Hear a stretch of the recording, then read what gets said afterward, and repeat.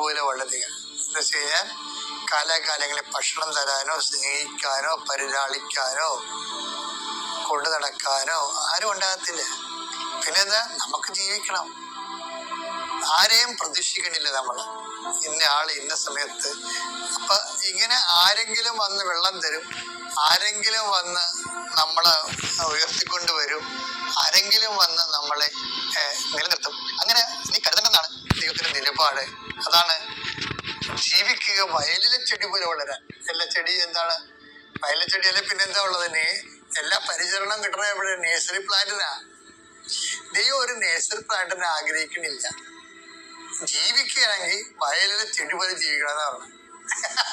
സ്വയം പ്രതിരോധം. മറ്റുള്ളവർ പ്രാണികളായാലും വയലിലെ ചെടിക്കുള്ള പുസ്തകം എന്താ? പശുവുണ്ട്, ആടുണ്ട്, പ്രാണിയുണ്ട്, പുഴുവുണ്ട്. ഇങ്ങനെ എല്ലാത്തിനെയും വയലിലെ ചെടി പോലെ വളരുക എന്ന് പറഞ്ഞു കഴിഞ്ഞാൽ അതിൻ്റെ അർത്ഥം എന്താ?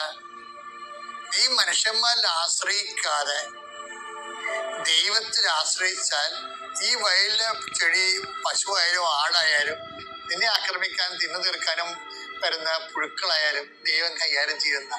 അപ്പൊ ദൈവത്തിൽ ആശ്രയിച്ചുകൊണ്ട് എല്ലാത്തിനെയും അതിജീവിക്കാനാണ് നമുക്ക് എസെക്കിയേൽ നമുക്ക് നൽകുന്ന ഏറ്റവും വലിയ സന്ദേശം.